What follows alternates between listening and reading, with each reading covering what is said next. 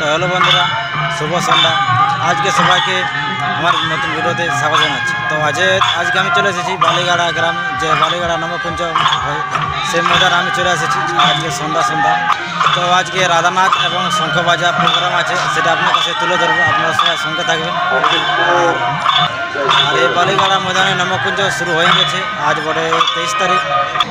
তো এই বালিগাড়া নবকুঞ্জ ময়দান কেউ যদি না জানো তো আমি অ্যাড্রেসটা বলে দিছি, যে পুরুলিয়া বাস স্ট্যান্ড থেকে বালিগাড়া নবকুঞ্জ আসতে 7 থেকে 8 কিলোমিটার লাগবে। তো ডাইরেক্ট আপনার লোকেশন ধরে আসতে পারে, বা এটা আমি রোডটা বলে দিচ্ছি যে আড়সা রোড আছে, বেলডি ব্রিজ, সেই আড়সা রোডে আলাই কিন্তু এই বালিগাড়া নবকুঞ্জ ময়দানে পৌঁছে যাবেন।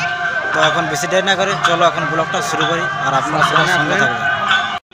আর প্রতিটা ভিডিও আপনাদের কাছে তুলে ধরবো, আপনারা সবাই সঙ্গে থাকবেন।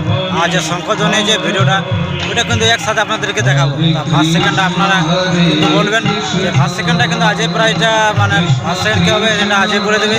আর প্রাইজ দেওয়া হবে কিন্তু লাস্টের দিনে 27 তারিখে।